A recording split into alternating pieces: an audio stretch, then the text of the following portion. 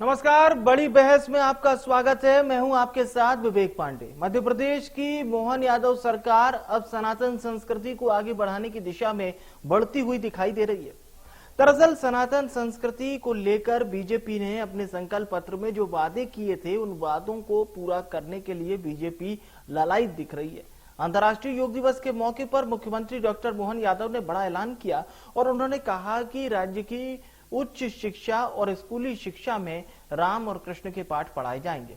मुख्यमंत्री डॉक्टर मोहन यादव ने कहा कि राम पथ गमन और श्री कृष्ण पथ गमन दो परियोजनाओं को राज्य सरकार ने अपने हाथ में लिया है।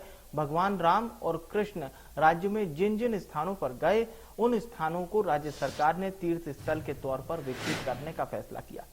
मुख्यमंत्री डॉक्टर यादव ने आगामी योजना का जिक्र करते हुए कहा कि भगवान राम और कृष्ण की उपलब्धियों को उच्च शिक्षा और स्कूली शिक्षा के पाठ्यक्रम में भी शामिल करने वाले हैं, क्योंकि बच्चों और छात्रों को राम और कृष्ण की राह बतानी जरूरी है। बीजेपी के घोषणा पत्र में जो बातें की गई हैं, उन पर सरकार गठन के बाद से फैसला लेना शुरू कर दी है। गौरतलब यह है कि राज्य में राम पथ गमन योजना पर सरकार लंबे समय से काम कर रही है। ये वो स्थल है जहां से भगवान राम वनवास काल में गुजरे थे।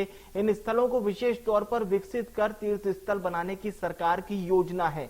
सरकार ने इसके लिए कुछ जिलों का चयन भी कर लिया है। सनातन संस्कृति को बढ़ावा देने की दिशा में आगे बढ़ने की बात पर कांग्रेस अब सरकार पर तंज कस रही है। कांग्रेस का यह कहना है कि बीजेपी कोई नया प्लान नहीं ला रही है, ये काम तो हमने ही शुरू कर दिया था और श्री राम और श्री कृष्ण तो हम सबके मन में बसते हैं। तो ये आरोप प्रत्यारोप की सियासत कहां तक पहुंचेगी, इसको हम समझने की कोशिश करेंगे आज की बड़ी बहस में, जिसमें शामिल है सरकार और विपक्ष का अपना अपना पक्ष।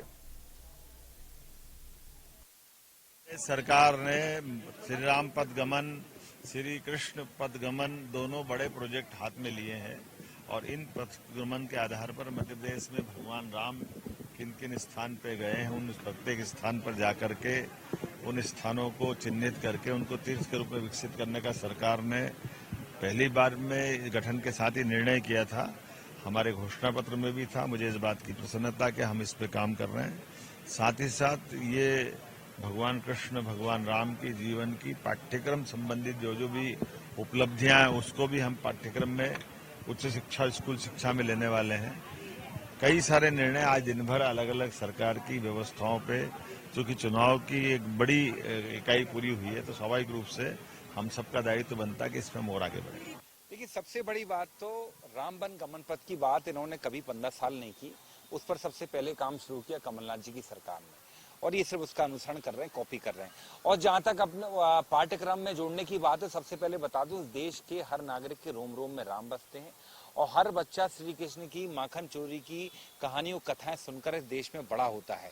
अगर इनको पाठ्यक्रम में जोड़ने के लिए या शिक्षा नीति को सुधारने के लिए या शिक्षा विभाग में सुधारने के लिए कुछ करना है, ये पेपर लीक रोक दें मोहन यादव जी।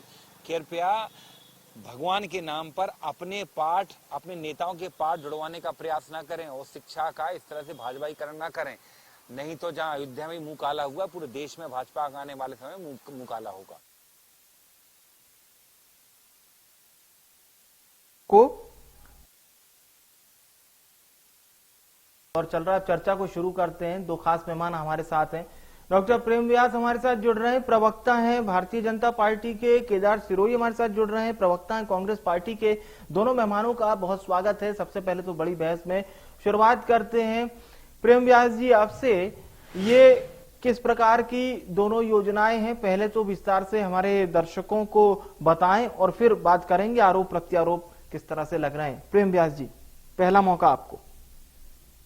देखिए पांडे जी, निश्चित रूप से आध्यात्मिक संस्कृति का विकास अगर भारत में नहीं होगा तो कहाँ होगा। विपक्ष अगर आरोप लगाता है तो विपक्ष ने 70 वर्षों में किस आध्यात्मिक विकास की बात करी है, किस आध्यात्मिक विकास को जो है धरातल पर लाने का कार्य करा। भारत तो वो देश है जहां पर पूर्व में जहां लोगों को पढ़ना लिखना नहीं आता था, तब हमारे यहाँ यूनिवर्सिटियां हुआ करती थी, जिसमें से 4 यूनिवर्सिटियां मुख्य थी। जब लोग कपड़े पहनना नहीं जाते थे, जब हमारे यहाँ पर कपास की खेती होती थी, जब लोग शक्कर नहीं जानते थे, तब हमारे यहाँ गन्ना उगाया जाता था। और ये बकायदा विदेशी लेखकों ने अपने लेखों में इसको लिखा है और उसका अध्ययन भी किया है। तो निश्चित रूप से सांस्कृतिक विकास हो तो भारत में ही संभव है। जिस तरह से काशी में लगभग पहले 68 लाख टूरिस्ट जाया करते थे, आज लगभग 13 करोड़ टूरिस्ट जा रहे हैं। तो निश्चित रूप से 45% का जो इंक्रीमेंट हुआ है वो सोर्स ऑफ इनकम को भी बढ़ाता है और आध्यात्मिकता को भी प्रदर्शित करता है। तो निश्चित रूप से दोनों का समावेश जो है भारतीय संस्कृति का अगर हम अनुसरण करेंगे तो मिलेगा। अच्छा, अब रुक करते हैं सिरोही साहब का। सिरोही साहब, आप लोग तो कह रहे हैं कि ये योजना कमलनाथ सरकार के समय में कैबिनेट की मीटिंग में काफी कुछ काम हुआ था, फंड भी जारी हो गया था, बीजेपी सिर्फ दिखावा कर रही है, क्यों? देखिए, भारतीय जनता पार्टी का काम सिर्फ दिखावा है। देखिए, अभी आस्था और धर्म में भी ये व्यापार ले आया ना, हमने टूरिस्ट देख लिया, वहाँ बिजनेस देख लिया। देखिए, दोनों धन और ये धर्म दोनों है ना, बहुत अलग अलग है। मैं थोड़ा वास्तविक बात कर रहा हूँ। ये वाली जो मेन जो भारतीय जनता पार्टी की पॉलिसी की बात नहीं कर रहा हूँ। बोलिए। और मैं भारतीय जनता पार्टी के वो सर्टिफिकेट हिंदू वाला लेना चाहता हूँ। मैं खुद का मैं अच्छा हिंदू हूँ और हमारे जेनेटिकली हम लोग बड़े अच्छे लोग हैं ना। और देश और समाज और धर्म में हमारी अपनी अच्छी व्यवस्था है, हमारे अपने आकलन है, हमारी अपनी मान्यता है। इन लोगों से हमको कोई वो नहीं लेना है सर्टिफिकेट। अब ये बताओ, कमलनाथ जी ने पैसा निकाला अपने बजट में, उनने काम शुरू किया। ये शिवराज जी बार बार तंदूरा बजाते रहे, कभी काम क्यों नहीं कर पाए इनने धर्म पे, इन पे? आप देखिए महाकाल मंदिर में किस तरीके का भ्रष्टाचार हुआ, वहां पर भी कमलनाथ जी ने काम शुरू किया था। सभी जगह का जो धार्मिक मंदिर है उनके उन्नयन का बात किया था।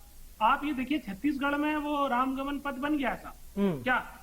पता कर ले, अभी भारतीय जनता पार्टी की सरकार है वहां, यहाँ नहीं बन पाया क्योंकि यहाँ के लोगों को पता ना, इन लोगों को हिंदू मुसलमान ही करना है। सुबह से लेकर शाम तक हिंदू मुसलमान कर रहा है, भगवान का नाम का उपयोग करना है, पर भगवान के आदर्शों पे नहीं चलना है। भगवान राम के आदर्शों पे बिल्कुल नहीं चलना है। भगवान राम के आदर्श क्या थे, उनको जमीन पे इनको नहीं उतारना, बस कांग्रेस को कोस देना है। अरे भाइयों, कांग्रेस को कोसने से कुछ भी नहीं होगा। आपका जो चाल चरित्र और चेहरा है वो देश की जनता ने देख लिया। देखो, कब तक आप धर्म करोगे? आप जिस घर में रोटी नहीं मिल रही है उसको क्या आप धर्म का पाठ पढ़ाओगे? वो भी तो हमारी धर्म के हैं ना। आप जातिवाद में तो बांट देते हो, आप ब्याह शादी में जातिवाद घुसा देते हो, सब चीजों में जातिवाद का वहां लड़ाई करा देते हो, यहाँ पर धर्म पे आ जाते हो। सवाल क्या है साहब, ये बहुत टिपिकल चीजें हैं। इन पे, इन डिबेटों से या हमारी चर्चाओं से समाधान नहीं निकलना। इन पे बहुत बड़ी सोच और हमारे जो समाज, देश के जो तमाम बड़े लोग हैं जिनसे इन्फ्लुएंस होता है, उन लोगों को इस पर एक सामान्य चर्चा होनी चाहिए कि हमें भेदभाव छोड़ना पड़ेगा। अब हमें हर एंगल में हिंदू मुसलमान देखना छोड़ना पड़ेगा। हमें मुद्दों की बात करनी पड़ेगी। कौन हिंदू मुसलमान कौन देख रहा है? कौन देख रहा है हिंदू मुसलमान? थोड़ा सा इसका अगर बताएं। भारतीय जनता पार्टी से काम ही शुरू हिंदू मुसलमान से होता है। अब इसमें और मैं सर, इनका जन्म हिंदू मुसलमान से हुआ। तो अभी जो ये बात कही गई है कि स्कूल शिक्षा और उच्च शिक्षा में, मतलब बेसिक शिक्षा और हायर एजुकेशन दोनों में सरकार पढ़ाने जा रही है भगवान राम के चरित्र को, भगवान कृष्ण के चरित्र को, ये ठीक है? उनकी सीख पढ़ाएगी? सर देखिए, ये स्कूली शिक्षा तो कब आई है? मेकाले के बाद में ही आई है ना। ये मेकाले के बाद में आई, फिर देश आजाद हुआ उसके बाद आई है। हाँ। राम और कृष्ण की शिक्षा है ना, हमारे यहाँ तो जन्म से ही मिलती है। हाँ। आज अभी देव सो जाएंगे, उसके बाद में हर घर रामायण पढ़ी जाती है। शायद ये भारतीय जनता पार्टी वाले पढ़ते हैं कि नहीं पढ़ते? तो किताब में कहानी के तौर पे पढ़ाया जाएगा, रामायण पढ़ी जाती है। किताब में कहानी के तौर पे पढ़ाया जाएगा, ये सही है कि नहीं? देखिए, मैं क्या कह रहा हूँ, जब हमारे घर में पढ़ाई जाती है तो उसको पढ़ाना कोई गलत थोड़ी है। ठीक है, अच्छी बात है, अप्रिशिएट कर रहे हैं। ठीक है, मैं ये कह रहा हूँ कि हमारे यहाँ तो हमारे धर्म में जो अच्छी चीजें हैं, जो उनका साइंटिफिक जो वैल्यू है, हमारे धर्म में बहुत सी चीजों का साइंटिफिक वैल्यू है। हमारे यहाँ जो हमारी, आप निगेटिव पॉइंट बता दीजिए। चलिए, निगेटिव पॉइंट बता दीजिए। निगेटिव पॉइंट क्या है इसका? किस चीज का नेगेटिव पॉइंट? धर्म में क्या? ये जो मसौदा है सरकार का, इसमें कौन सी चीज आपको नेगेटिव नजर आती है, नकारात्मक नजर आती है? देखिए, धर्म, देखिए भारत जो है वो एक धर्म का नहीं है। ठीक है, सभी बिल्कुल धर्मों सही का बात, बिल्कुल सही। हाँ, और यहाँ हम लोग हमें गर्व से कहते हैं, बस विश्व में जाते हैं जब हमारे प्रधानमंत्री ऐसा बगीचा है जहाँ अलग अलग तरह के फूल है, फिर वो शोभा दे रहे हैं। तो हमें हर धर्म के जो जितने भी बड़े संत हुए हो, सामाजिक संत हुए, रिफॉर्मर हुए हो, उन्होंने जो अच्छे अच्छे काम किए जिनसे हमारे आने वाला जो पीढ़ी है, जो है हमारा आने वाला भविष्य है, उसका नॉलेज अच्छा बढ़ सकता हो, वो प्रैक्टिकल हो सकता हो, उसमें मानवतावादी प्रगतिशीलवादी सोच डेवलप हो सकती हो। उन तमाम लोगों को पढ़ाना चाहिए जिससे भाईचारा बढ़े, आपसी स्ट्रेस कम हो, जिनमें एक दूरदर्शी विजन डेवलप हो। ये जो चीजें अगर आती है हमारे ये cos थीटा, tan थीटा, जो हम लोग मैथमेटिक्स में पढ़ते हैं ना, वो जिनका उपयोग नहीं है, ठीक है, उनकी जगह चलिए, चीजें आनी चाहिए। ठीक है, ठीक है। इसीलिए मैंने ओवरऑल आपसे दोनों बातें पूछी। अब प्रेम व्यास जी का रुख करते हैं हम। प्रेम व्यास जी, विपक्ष की दलील ये है कि धर्म आधारित चीजों को जोड़ने से आपको कहीं ना कहीं ये एक सस्ती पॉलिटिक्स मान के चल रहा है विपक्ष की, वापस से वही काम बीजेपी कर रही है, भगवाकरण कर रही है इस पढ़ाई का, शिक्षा का, जहां से छात्र तैयार होते हैं, देश के भविष्य तैयार होते हैं। देखिए पांडे जी, इसीलिए तो मैंने कहा कि मुनि नहीं हो यह निशिचर घोरा, जाने ही कपि सत्य वचन यह मोरा। तो यह मुनि के वेश में जो है निशिचरी प्रवृत्ति को उजागर पूर्व से कर रहे हैं। आप देखिए राम मंदिर जाने में समस्या है, लेकिन 1959 में जो है नेहरू जी बाबर की कब्र पे बकायदा शीश झुकाने जाते हैं। वो बढ़िया सेक्युलरिज्म का संगीत। ठीक है, ठीक है, सिरोही साहब मैं आऊंगा आपके पास, सिरोही साहब मैं आऊंगा आपके पास, थोड़ा सा प्रेम व्यास जी की बात हो जाए। देखिए ये बड़ा अच्छा लगता है, एक एक को सुन के समस्या यही है, व्यक्ति को सुना जाए। समस्या यही है, यही समस्या है। आप भी बहुत जब इनके जो चरित्र को उजागर करो तो ये दुष्चरित्र अपनाते हैं। आप जब कह रहे थे इनके चरित्र को उजागर करो तो दुष्चरित्र अपनाते हैं। इतना तो ये दुष्चरित्र को जनता देख रही है 15 वर्षों से, इसीलिए जनता ने इनको राष्ट्रीय राजनीति से दूर रखा है। एक मिनट प्रेम व्यास आपके मोदी जी को नहीं आया ना, एक मिनट सिरोही साहब मुझे बोलने दीजिए। अरे तुम तो सो नहीं पहुंच पाए, आप लोग थोड़ा सा काम डाउन हो जाएं प्लीज और मुझे बोल लेने दीजिए। मैं सिर्फ इतना आप दोनों से निवेदन कर रहा हूं कि एक एक व्यक्ति को सुना जाए, बहुत महत्वपूर्ण विषय है, एक एक व्यक्ति को सुना जाए। अब प्रेम व्यास जी के पास हम जाते हैं। प्रेम व्यास जी आप बोलिए, सिरोही साहब आप सुनिए, मैं आपके पास लौटूंगा। चर्चा करने वाले व्यक्ति पहले प्लीज प्लीज प्लीज प्लीज एक एक करके हम अपनी बात करें। मीट से बोलना इधर है ना। केदार सिरोही जी मैं आऊंगा आपके पास। व्यवस्थित के सामने हमने बोल रहे हैं केदार जी। प्रेम व्यास जी बोलिए। प्रेम व्यास जी आप अपनी बात उपयोग कर रहे हैं आप। प्रेम व्यास जी मैंने जो आपसे सवाल किया था उसका जवाब किस दीजिए। भाषा का उपयोग कर रहे हैं? तमिल से बोलना है, ये इनकी भाषा प्रवक्ता की। सर अभी चर्चा शुरू हुई है, प्लीज इस प्रवक्ता तरह से कांग्रेस क्यों चर्चा को आगे बढ़ा रहे हैं आप लोग? संभाल कर रखना। नहीं, आपकी लैंग्वेज क्या चाहिए कि मोदी को नीचे ले आए? किसने कहा है? चलिए प्रेम व्यास जी आप सकारात्मक पहल कीजिए, आप बात का जवाब दीजिए। यही कहा ना प्रेम व्यास जी, आप बात का जवाब दीजिए। रो उसको लेके, यही बोला ना। गलत क्या बोला? प्लीज अब डाउन हो, आपसी चर्चा ना करें, बहुत समय जाया हो गया।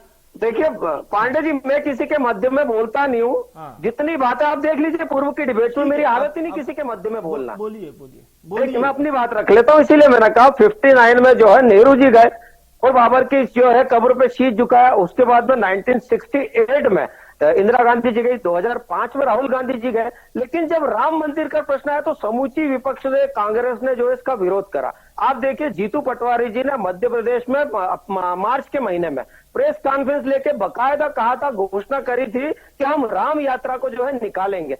जनता के जो है से खेलने का कार्य इमोशंस के साथ में किया और राम यात्रा नहीं निकाली गई। दिग्विजय सिंह साहब जब शिवराज सिंह जी जो है कन्याओं का पाद पूजन करते हैं, जब ट्वीट करके उसको नौटंकी बताते हैं, लेकिन कुछ दिनों बाद जो है टोपी पहनकर शरीक होते हैं कार्यक्रमों में, वहां सेक्युलरिज्म का बहुत सुंदर संगीत होता है।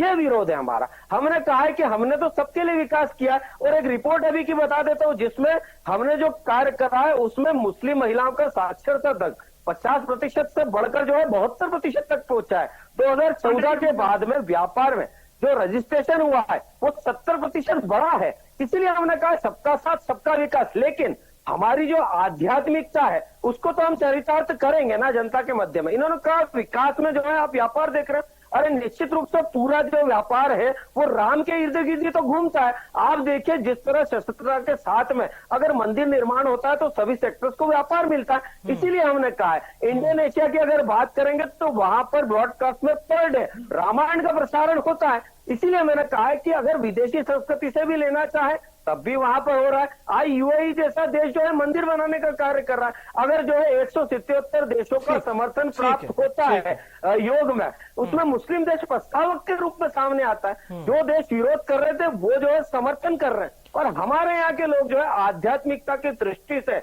अगर पढ़ाया जाता है पाठ तो निश्चित रूप से उससे जो है आध्यात्म का मतलब ये होता है आत्मचिंतन, आत्म मंथन, आत्मज्ञान। तो अगर आत्मज्ञान मिलेगा तो निश्चित रूप से वो भारत के विकास में अग्रसर होगा। और पूर्व की अगर बात करेंगे तो आध्यात्म के साथ में शास्त्र हो गया, आयुर्वेद हो गया, योग हो गया, आधुनिक शिक्षा को जो है माध्यम बनाकर पढ़ाया जाता था गुरुकुल में, और उसी से जो है भारत विश्व गुरु था। ठीक है, पूछ लेते हैं। बोलिए केदार सिरोही जी। ये तो बड़ी बड़ी बातें कर रहे थे कि वो नेहरू जी चले गए। अरे मोदी जी गए कि नहीं पाकिस्तान बिरयानी खाने? अभी आप लोगों ने चादर चढ़ाने गए कि नहीं गए? क्या बातें करते हो आप? वहां गए कि नहीं? म्यांमार में गए कि नहीं? कब? तो खुद की बात नहीं करेंगे। देखो मैं ये कहता हूं इनकी नस नस में हिंदू मुस्लिम भरा है। ये सिर्फ भारत में लोगों को लड़ाना जानते हैं, ये समस्या का समाधान नहीं जानते। इनको मालूम नहीं है कि हमारा देश का नेचर क्या है। बस आके बैठ जाएंगे, कांग्रेस को कोसने का, मुसलमान को कोसने का, बदतमीजी से बात करने का अनुभव तो होता नहीं है, नॉलेज तो होता नहीं है, बोलने की क्षमताएं होती नहीं है, दूरदर्शिता होती नहीं है, समस्या के समाधान के लिए इनके पास कोई चीजें होती नहीं है। बातें करा लो हिंदू मुसलमान पे। अरे भाई साहब, यहाँ के हिंदुओं की स्कूलों में बच्चों को देखिए, आज बेरोजगारी किनके घर में हो रही है? आज जो किसान आत्महत्या हो रही वो किसके घर में हो रही? आदिकाल में कपास की बात तो कर ली। कपास के किसान जो जरा मध्य प्रदेश में जाइए किस स्थिति में है खरगोन के किसान। आप शुगर केन की बात कर रहे हो, शुगर केन पे भाव तो बढ़ा नहीं रहे हो मध्य प्रदेश में। भारत का सबसे सस्ता शुगर केन यहाँ हो रहा है। बातें इनसे बड़ी बड़ी करा लो, काम आम करने का इनका कोई होता नहीं है। आते हैं किसी भी तरीके से धर्मों के ऊपर अपना बात करते हैं। इसीलिए देखिए इन्होंने अयोध्या की बात की कि अयोध्या में नहीं गए। अरे 4 शंकराचार्य जी नहीं गए? हम तो सनातन को बचाने वाले लोग हैं, शंकराचार्य जी के साथ खड़े रहे। आप तो वहां व्यापार करने गए थे तो अयोध्या के लोगों ने आपको रास्ता सही दिखा दिया, हरा के भेजा है। लोगों के घर तोड़ के वहां जो व्यापारिक मॉडल आप बनाना चाह रहे हो ना मंदिर के आड़ में, वो लोगों ने आपको नकार दिया है। उस पर आप बात नहीं करोगे। आप शंकराचार्य से बड़े हो गए हो।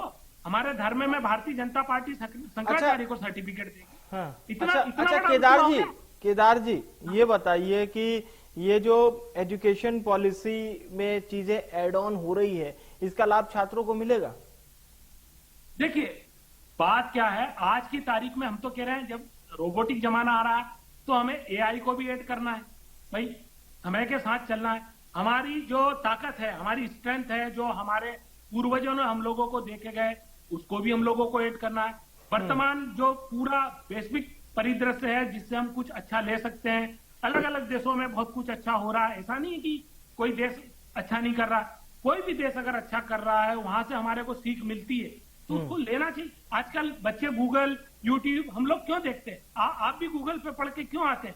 हम चाहते हैं एक अच्छा नॉलेज जिससे हमारा एक नया रास्ता खुल सके, जो हमारी समस्याओं के समाधान में हमारे को इजी डूइंग कर सके। इसकी तो बात होनी चाहिए ना। उस पर तो कौन सहमत नहीं होगा? सारे लोग सहमत है। हर बार रिफॉर्म की बात कौन करता है? हम लोग ही तो करते हैं। ठीक है, प्लीज प्रेम व्यास जी से एक मैं चीज जरूर पूछूंगा। प्रेम व्यास जी, राम वनगमन और कृष्ण जी भी जहां जहां पर गए थे उसके लिए सरकार एक विशेष योजना लेकर आ रही है। एक बार जरा इसकी जानकारी हो जाए। काफी जोरदार बहस में ये बातें भी आती रहनी चाहिए ताकि पब्लिक भी पता रखे इन बातों को। देखिए पीएम श्री धार्मिक पर्यटन योजना और उसके पूर्व में जो है हमने मध्य प्रदेश से जो है तीर्थ योजना प्रारंभ करी थी। निश्चित रूप से उसी पार्ट को और महाकाल लोक में मैं चैलेंज करता हूं। 7 सप्तऋषियों की मूर्तियां गिरी थी, उसको लेकर जब जांच हुई तब इंजीनियर्स ने कहा कि वो मूर्ति फाइबर्स की बनी थी। उसका रीजन ये था कि वो 12 ही महीने चमके, इसके कारण उन मूर्तियों को फाइबर से बनाया गया था। ये स्पष्टता के साथ में कहा था। लेकिन पूरी योजना को कटघरे में खड़े कर देना और महाकाल मंदिर से जो है लाउड स्पीकर निकालने का दुष्कृत्य 2018 में कमलनाथ जी ने करा था। अब मैं आगे की बात आपकी बात पर आ जाता हूँ। निश्चित रूप से जैसे जिस तरह से राम जी का चरित्र और कृष्ण जी का चरित्र, निश्चित रूप से उसको अगर पढ़ाया जाता है या राम पथ गमन में वे पार्ट्स पढ़ाए जाते हैं तो निश्चित रूप से आध्यात्मिक संस्कृति के साथ में बौद्धिक स्तर भी बालकों का बढ़ेगा। जब बौद्धिक स्तर बढ़ेगा तो निश्चित रूप से विकास की ओर अग्रसर होंगे। और हमने जो विकास को अग्रसर करके पूर्व में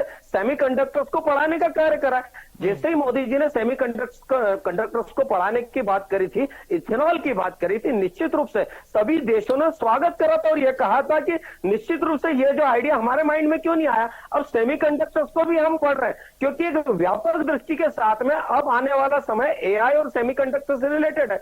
इसीलिए मैंने कहा है कि आध्यात्मिक दृष्टि के साथ में जो जिस तरह से अभी नवीनीकरण हुआ है शिक्षा का, तो दोनों बातें अगर बच्चा लेकर चलता है तो वो भारत के सुदृढ़ भविष्य के लिए, आत्मनिर्भर भारत के लिए जो है नींव का काम करेगा। अभी जो मुख्यमंत्री जी ने घोषणा करी उसमें बहुत सारी चीजें, उसमें उन्होंने जो कहा है कि जो पीएम एक्सीलेंस कॉलेज होंगे उसमें ड्रोन की ट्रेनिंग दी जाएगी, क्योंकि व्यापक असर ड्रोन का भी दिख रहा है। चाहे वो खेती हो, अभी लखपति दीदी बनाने का हमने कार्य करा, करोड़पति दीदी का जो लक्ष्य को 3 करोड़ करने का कार्य करा, उसमें ड्रोन दीदी भी सम्मिलित है कि घर पर बैठ के जिस तरह से खेती और उसके माध्यम से डिजिटलाइजेशन के माध्यम से खेती को कैसे जोड़ेंगे।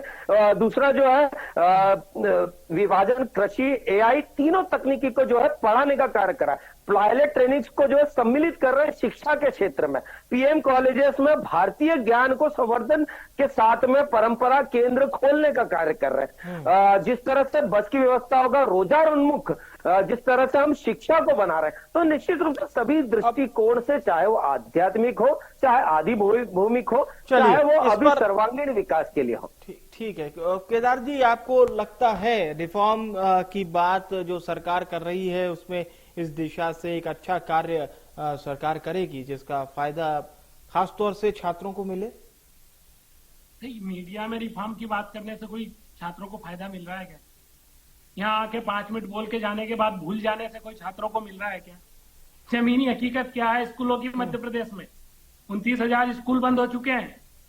जो 75,000 स्कूल है उसमें से 10-15 हजार स्कूल में तो टीचर ही नहीं है। 25,000 स्कूल में बाउंड्री ही नहीं है।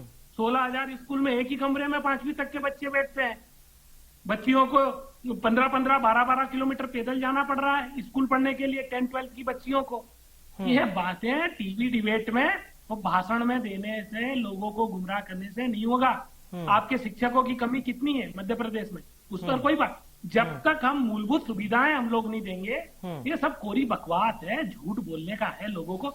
अभी जितने भी टीवी देख रहे हैं ये सब समझदार लोग हैं, सबको मालूम है कि सरकारी स्कूलों में किस तरह की अव्यवस्था है।